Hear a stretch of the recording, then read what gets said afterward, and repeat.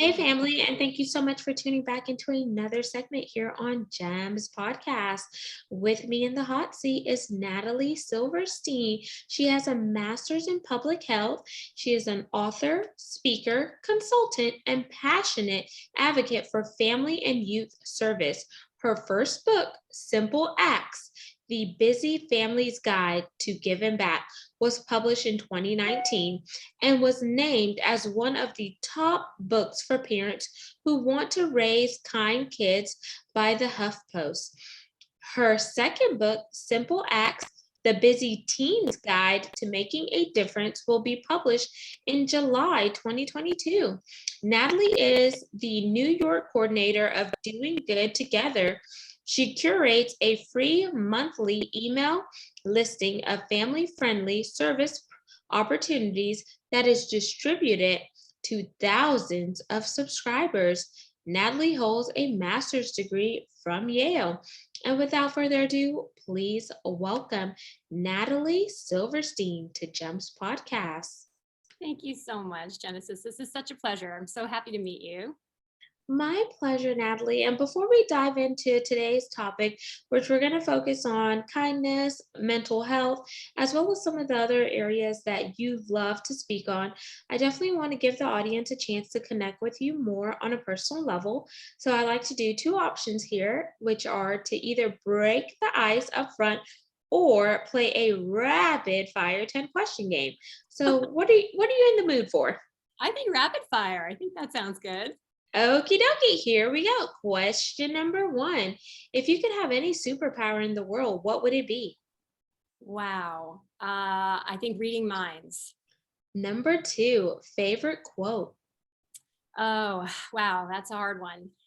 I guess one of my favorites is from Arthur Ashe, which is start where you are, use what you have, do what you can. Number three, if you could go anywhere in the world, money was no option. And here's the kicker. You just found out that they're no longer flying back to your home base. Wow. Where are you heading? Yikes. That is a good one. I'll say Italy, maybe, because the food is so wonderful.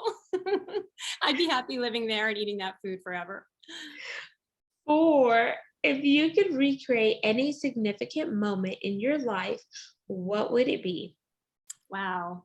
Well, if it was only one moment, that's a hard choice since I have three children, and I would love to remember what it was like to hold them all the very first time. But if I only get to pick one, I would never pick one of my children over the others. And I would say it would be finishing the New York City Marathon in honor of my 40th birthday. That was a really exciting and wonderful day. I wish I could live that again. Ah, that is amazing. And then five, if you could have lunch or dinner with any person, living or dead, who would it be? Wow. I guess I would have to say my mom because she passed away in October. And I think, and she was 90, and I had her for a really long time, but I think that you always wish you had a little more time to say something else. So I wish I could have one more meal with her. Food was sort of our connecting point. So she comes to mind immediately. Oh, ditto, and I'm sorry for your loss. Today would have been my dad's 65th birthday. He passed away in November of 2020. So I totally agree with you on that one.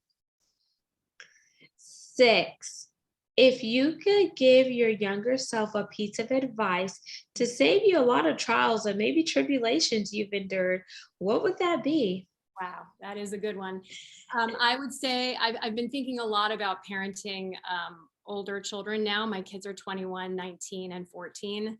I think I would tell my younger parent self, my younger mother self, it kind of don't stress it all so much. Don't stress the small stuff. It's all going to be okay. I remember Anna Quinlan wrote this wonderful essay about motherhood, and she said, I wish I had cared more about the doing than the getting it done. And so I think I would tell my younger self, and I know you're expecting a child, and it's so wonderful, but I wish I hadn't worried so much about the small stuff. Okay, so don't sweat the small stuff. It's all going to turn out however it's going to turn out, and kind of what you do doesn't really matter. And that's the secret that no one tells you. They are who they are. 7, coffee, tea, or neither? Oh my goodness. Are you kidding me? Coffee, coffee, coffee. I've already had like 4 cups today to prepare for talking to you. So coffee, but it must have cream and sugar. And as my husband likes to say, I don't actually like coffee. I like the sweet stuff that you put in coffee to make it palatable. Oh, okay. Hey, okay, here's a good one. If you won the lottery, what charities are you donating to? Wow, that is a good one. I think I would start with hunger relief in New York City. Um, Close second would be the foster care system, foster youth. I have a real desire to help, particularly older foster children who start to age out of that system and finding them permanent homes. I think education is a really important charity. If I only won one lottery, I think it's I've already probably spent all of my money. But homelessness and hunger are certainly in New York City, education and foster care. And 9, if you could be a fly on the wall and listen to any conversation, past or present, whose are you eavesdropping on? Yikes. That's a good one too. Wow, I think right this minute, I'm of Ukrainian heritage. So if I could be a fly on the wall, I wish I could fly over to the Kremlin and figure out what's actually going on over there so I could let people know. That comes to mind immediately, which is, a sad situation, but I wish there was something I could do to help that. And maybe if I was a fly on the wall, I'd have some information that might be helpful. Yes, insider information to help, warn the people over there. Just to figure it out, sure. And 10, this is our pass or play question, Natalie. So if you play, I ask one last question. If you pass, our roles are reversed for this question, and you get to ask me a question. So Okay, do you want to pass or play? I'll play. Okay. So the last question, since you are a mother, what advice outside of the ones that you've already mentioned would you give to a young upcoming mother or a seasoned parent that may have forgotten to, kind of just let go? Right. Wow, I think the one I shared earlier is certainly the biggest one. I think I'm not going to say enjoy it. They grow up so fast. Aren't you lucky? I wish I could be, I think that those things are unfair to say to a young mother who is struggling with what is a very, very challenging time. But I would probably say, to again not sweat the small stuff and remember it's what people always say, little kids little problems. And so bigger kids bigger problems, but just to embrace the journey and to know that they come out of the womb, and however your family is grown, through adoption, through foster care, through birth of your own children, through caring for other members of your family. I believe that every child comes into this world with their own soul and their own spirit and their own personality. And truly nothing you do is going to change that. So to embrace it and to get to know them and to let them fly, roots and wings. Amazing. That is some really sound and solid advice. So thank you so much, Natalie, for playing Rapid Fire with Genesis. Now let's segue into You need a our little music. topic. You need like a music or like something spinning behind you. Yeah. That's a good idea. I may have to look into that. Have like a do do do do do. Audio visual. Yeah. Yeah. So now we're gonna segue into our topic, which are your niches. So as we know, May is Mental Health Awareness Month, and it's also Lupus Awareness Month. And for those of you listening, lupus is an autoimmune disease. So I always like to highlight both of them. But for the premises of this segment, we're going to focus on mental health awareness, and we're going to talk about kindness. We're also going to learn why Natalie feels so strongly that the proven physical and mental benefits of service and how it can help you transform lives. So, Natalie, before we dive into that, give us a little background of your story. Like, what made you focus on the areas that you're working on now? Sure, yeah, absolutely. So as I mentioned, I have these three kids who are kind of grown now, but when they were younger, we were living in where we still live in New York City. And I was sort of shocked and kind of appalled that as I looked around the community, I had trouble finding organizations, nonprofits that would accept us as volunteers. My kids were, let's call it 10, 8, and 5, and we wanted to volunteer. I think I understood instinctively, as most parents do, that the best way to raise grateful, grounded, compassionate, empathetic kids, good people, is to have them turn their gaze outward, to have them see other people, to know other people, to understand how other people live, and to help. I think that just is sort of the baseline of my sort of moral compass. And I couldn't believe that nobody wanted us, which I understand, from a big picture view, that small children can get into things and there are insurance issues, et cetera. But whenever I would contact an organization and say, I'd like to volunteer with my children, they'd say, oh, no, no, we don't take children here. And then I'd say, well, I'd like to come myself and volunteer, my husband and I. And they'd say, oh, well, if you're going to come too, as if I would drop off a 10-year-old and an 8-year-old and a 5-year-old and take off and go get coffee, right? So I was like, of course, I'll sign a waiver, anything you need, but we would like to do hands-on service together in the community. So it sort of shocked me that there was no sort of portal, there was no website, there was no database of organizations that would accept us as volunteers. So I connected with Doing Good Together, which I would love your listeners to look up online. It's doinggoodtogether.org. And that is just a wonderful national organization based in Minneapolis that provides resources to help parents raise kids who are kind and who contribute. And that's just a super simple and elegant mission that which I also, espoused. So I reached out to them and I said, can I be your eyes and ears in New York City? Can I provide this service, this curated list of family-friendly volunteer opportunities for folks in New York? And of course, the founder said, oh, I've been meaning to branch out all over the country and you'll be the first person. And now we're all over in bunches of cities all over the United States. And so there are lots of people like me in other towns who do this work. And it's very gratifying. So I started doing the listing, and then I became almost overnight sort of the contact person whenever anyone in the community needed a place to volunteer, a place to donate gently used clothing or coats or ice skates. A child was having a bar bat mitzvah. What could they do for a service project? A birthday party? How can I ask for donations in lieu of gifts? And all of these wonderful things. And I started sort of consulting and talking to folks and just sharing this wealth of information. And I thought to myself, there is a book here. And I think parents really want this information. They need it.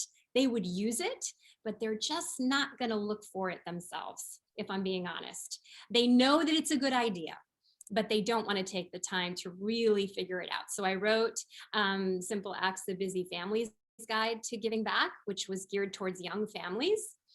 Pretty much up to age 10 or so. And the day that it came out, truly the day of my party to celebrate this book, people came up to me and said, this is great, but could you write one for teenagers now?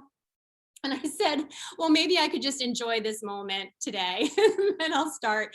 So that was in 2019. And I was able to switch publishers and sold the book to do kind of a sequel for teens. And so the new book is really written for teenagers, not for parents. So that was a challenge. I have teenagers, but you don't want to be preachy.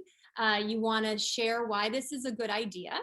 And I think that's what we're going to get into a little bit, which is this notion that, looking outside of ourselves, stopping the navel gazing that we all tend to do, actually has tremendous physical and emotional and mental health benefits. And I think particularly now, after 2 years of this pandemic, we really all need this. It is a gift to give our children. And so why wouldn't we?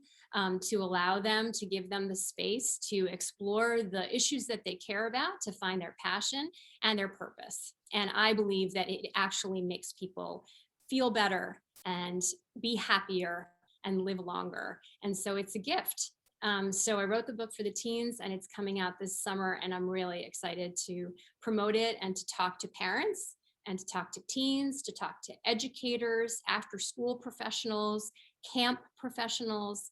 I don't know about you, but I think that this kindness and service and being a good human being, this is it. This is success. This is the most important thing that we can be talking about with our kids, not more tutoring, right? And not Absolutely. what college they get into, because you and I both know that at the end of the day means really nothing. Absolutely. And I want to spend some time on the first book and then work my way to the second book because sometimes it is very true what you said. Sometimes people want to do good, but they don't necessarily want to allocate the time to go find the resources because they have so many other things that they're busy doing. And what they fail to realize is that some of the schools do have different community groups that they partner with, like Junior Achievement, Key Club, which is the Kiwanis Club, where they do service activities, United Way. Yeah, the Girl I- Scouts, the Boy yes, Scouts, the Boys and Girls Clubs of America.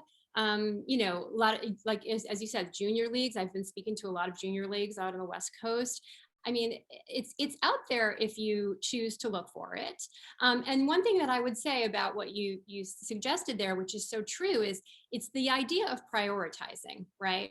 There's this author, Laura Vanderkam, and she wrote something that says, if you instead of saying we don't, it's not, we don't have time for something, change your phrase and say it's not a priority for us, and see how that feels. So if you say to your children, we have to go to soccer and we have to go visit grandma and then we have to go over here and then we have to go over there, so we don't have time to go and work at the soup kitchen this afternoon.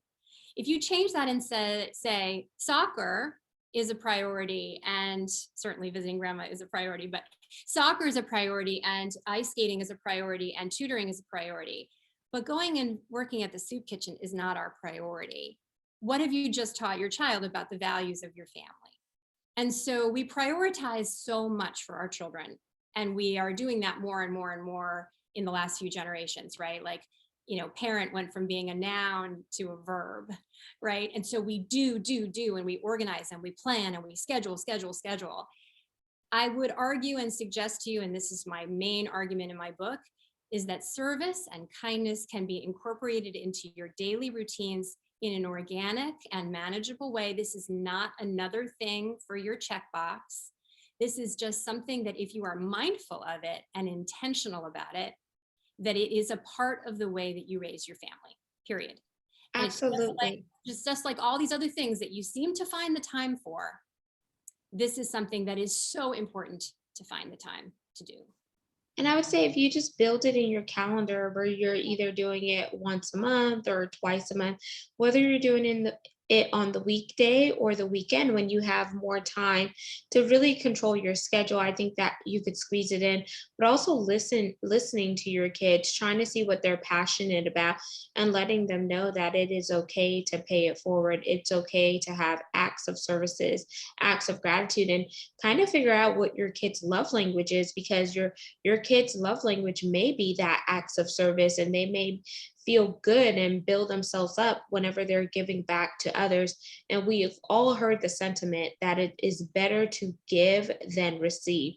So, since you have put your book out there, Natalie, what are some of the parents saying about the book? What are some, and yeah, I would say, what are some of the parents saying? And then have your kids read it to give you their point of view from a child's perspective? I mean, listen, the first book I wrote for young families when my kids were already sort of a little bit older. So much of the book, and there are sidebar stories that, of course, incorporate my children, right? Like, I want to tell the story about the time that we went on a vacation and we wanted to do a service project, and kid couldn't figure out why we were doing that. So they're very much a part of the book. So this is just how they were raised. So this is not a huge surprise to them. What I find about the book, the first book certainly, is parents tell me that they leave it out on the coffee table or on the dining room table or whatever, and the kids will pick it up and flip through it and find something fun that they want to do or that they want to try. So there's a chapter on incorporating service projects and donation boxes and things and activities into birthday parties or to other milestone events. And so again, I'm not suggesting that you don't have the birthday party that you want to give to your child with all of the stuff and the balloons and the goodie bags and all of that. But this chapter of this book suggests that there's space and there's room in that, all of that wonderful stuff, to let your child decide a charity that they care about and a way that their party might celebrate and raise that issue to their guests, and is a way for them to share their good fortune. Like, they're having a party and people are coming and showering them with love and all these gifts that they don't really need. How can they share that with others in a way that is meaningful to them? And so if they love sports, could they do a little collection of used sports equipment so they can donate that to a local boys and girls club, whatever it is. So I give these ideas starting with like a child's first birthday. I mean, here you are about to have a baby. And so I want to promise you that at your child's first birthday, they won't know they're having a party. In fact, my daughter fell asleep at her first birthday. The party's for you. Right? And your partner, to celebrate the fact that you have actually survived this year. And so in that moment, making something charitable, having donations in lieu of gifts, or doing centerpieces of little books that you then give to a charity that collects books for children. It's both a colorful centerpiece for your party, and then is something that you can give back to your community. All of those things are not impacting your child necessarily because they're only a year old, but it is setting the tone and the precedent for how your family will raise this child and how you're going to be in the world, how you're going to live your values as you raise your child. I'll never forget, I was speaking to a group of young mothers, and one young lady said, "It's funny, I grew up and I remember doing all of this stuff, but I don't remember when it started. Like, I don't remember the first time we went to the food pantry that we always went to, or the first time we cooked a Thanksgiving dinner on Thanksgiving. I just remember we always did that." And so I said, you just kind of answered, you you just answered your own question, right? There is no when do you start? You just always do it, because it is just a part of how you live your life and how you want to raise your family. So I do think that parents have appreciated the book tremendously. I think kids actually really enjoy it. It's kind of a fun, approachable, which is, what I wanted it to be. I didn't want it to be this kind of heavy thing. And I also don't want to guilt people, right? Like, this isn't about creating a burden on folks. This is about reminding you that this is fun and it's good and it brings you so much joy. As you said, the helper's high is a real thing, and you get more sometimes than the person that you're helping. Yes, because it like fills you up. As you're pouring out onto others, it helps fill your cup back up. And then one of the things that I like is the idea that you just mentioned on having different activities that you could do and then later on turn around and donate, whether they're tangible items to someone else in need. One of the things that I did around the holidays when I was working in oil and gas was we partnered with United Way and we adopted a family, but I wanted to actually not just give the gifts to the United Way Center. I actually wanted to go meet the young mother with the two kids because it was more impactful to see them open the gifts versus just dropping them off at the center and then she comes and picks it up. So I really advocated for that and I thought it was a beautiful thing. Another idea is around the holidays, you could find board games that you like to play as a kid and play the different board games and then take those and donate them to children who don't have the board games. And I think that's really fun because it releases your inner child, but then it also gives a child in need something that their parents weren't able to afford for them. And it doesn't cost you much because we all know there's holiday sales that go on, especially like before Thanksgiving or after Thanksgiving. So just really be thinking outside the box of how you could be a blessing to others in a time of need. And that's where kindness stems from. And then another thing that you like to talk about, Natalie, is empathy, because I feel like we need to have more empathy in the world where we understand that it's okay that we may not be in the same socioeconomic status as somebody. It's okay if we don't necessarily look that like that individual or whatever, but we have more commonalities versus differences. So can you highlight on empathy just briefly, and then we're going to jump into the call to action? Yeah, absolutely. I always say empathy is a muscle like any other muscle, and it needs to be flexed and it needs to be practiced and exercised, right? You would never hand a child a violin and expect them to pick it up and know how to play it, right? And so empathy is the same thing. We need to practice this. We need to give children an opportunity to meet people, as you said, who do not look, think, talk, speak, everything the same exact as us, because it opens their minds to others, and it allows them to put themselves in someone else's shoes, right? So empathy is that. It is the ability to say, I can appreciate, I can understand, I am making an effort to put myself in your place, walk a mile in your shoes to see how that feels. And so people think that's uncomfortable. People think they don't want to expose their children to difficult issues, homelessness, etc. I remind everybody two things. One is language is very important. A person isn't homeless. A person is experiencing homelessness or is unhoused right now, because every human being that is currently unhoused at one time in their life lived in a home, and they may have a home to go to, but for some reason they don't feel safe there or they can't be there. And so they make different choices.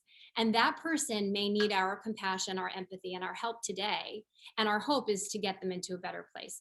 And the other thing and so a person isn't poor, person isn't disadvantaged, a person isn't homeless. They are currently experiencing hardship, currently experiencing financial hardship, housing issue, etc. So if you can start to and it's so hard because we all want to talk fast and say these things to our kids, like, you're better, you're better off than them, you have more than this. So that you try and shorthand it for kids, but words are important. And so try and use the right words from the get-go. And the other issue is I try to remind everyone, like, we do this work because right now we're in a position to help someone in whatever way possible, with our hands, with our financial resources, with donating items that we no longer need, that are still in very good condition. And someday, for sure, we are going to be in need of help. So we help others when we can, because at some point in our lives and at some point in the past, we have been the beneficiary of help from others. And that is true whether it is a scholarship at school or assistance when there's been a loss in our family, and people surrounding us with love and concern and food. That's the quid pro quo here, right? Like, we want to remind kids it's not always us sort of coming in and helping and saving. That's not the dynamic we want to set up. We want to set up that this is a privilege we have to be able to go out and serve in our community and do good things for others and work together with others to do this work, and hopefully work collaboratively with those who are being helped, because someday we're going to need help too. I think that's Absolutely. And I would just say this too: do not discount or discredit the transition period, because that transition period is going to be the transformation that you need later on in life. And there's always a valuable lesson to learn while you're going through the transition. So I tell people, find your explosive. What's your TNT? What's your transition experience? And how was it transformational? So now let's jump into the call to action, Natalie. So when our audience hears this segment on kindness, just making sure that they are cognizant of the mentalness behind being kind, and etc., what are they going to get out of it? What's going to drive them to create that inspiration or motivate them to do more in the kindness and empathy space? What do you want them to do when they hear you share your knowledge? I think I want every person who hears this to think to themselves, I always say I'm so busy and I don't have time. And I wish I had more time to help others. I wish I had more time to go and volunteer. And the truth is, you have the time. So make the time. It's not about finding the time, it's about making the time. And when you do that, the benefits that you will reap from this, the good feeling that you will receive, the literal endorphin rush that you will get from this work, it's like a drug.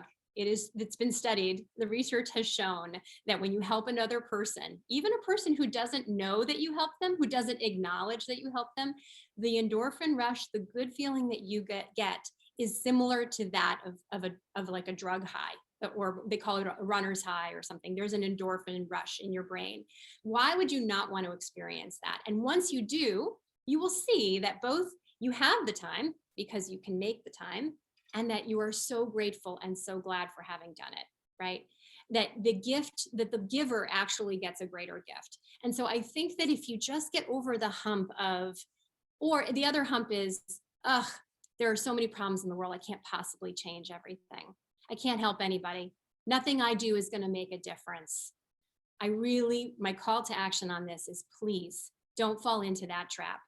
Because if you say a kind word to one person, you hold the door for somebody, you pay for coffee for the person behind you at the coffee shop, you don't know what your action is going to do, the ripple effects of what you have just done. Because as they always say, you don't know what burdens anyone is carrying. And so your kindness, your smile, your friendly attitude, your looking someone in the eye, your help today could literally change someone's life, and you may not ever know it. And so I want everyone to get over those sort of feudalistic, I'm too busy and nothing I do is ever going to change anything anyway.